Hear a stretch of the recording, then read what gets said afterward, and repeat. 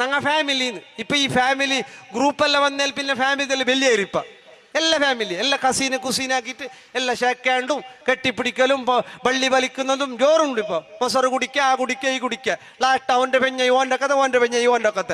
കുറെ ആൾക്ക് പെഞ്ഞയേ ഇല്ല ഫാമിലി ഗ്രൂപ്പാക്കിയിട്ട്. അള്ളാഹു സലാമത്താക്കട്ടെ. ആക്കണ്ടെന്നല്ല, ഒരു ലിമിറ്റ് വെച്ചിട്ടല്ല ആക്കോറ്. ഇല്ലെങ്കിൽ വന്നിട്ട് കണ്ട ഓൻ്റെ പെഞ്ഞായി എന്ത് വിളമ്പിന്ന്, എന്ത് വിളമ്പല്, എന്ത് ആക്റ്റീവ്, നിക്ക് കൈ വലിക്കരേ കാൽ വലിക്കരേന്ന്. ആ ഓ കർത്തായി തോന്നി ഇത് പോയി ഇതവിടെ തീന്നൊരു ഫാമിലി മീറ്റിങ്ങിൽ പോയവിടെ ഞങ്ങളെ ഫാമിലി ബെടക്ക്. ഈ ഫാമിലി ഗ്രൂപ്പിനെ കൊണ്ട് ഒരുപാട് ഫാമിലി ബെടക്കായി അല്ലേ.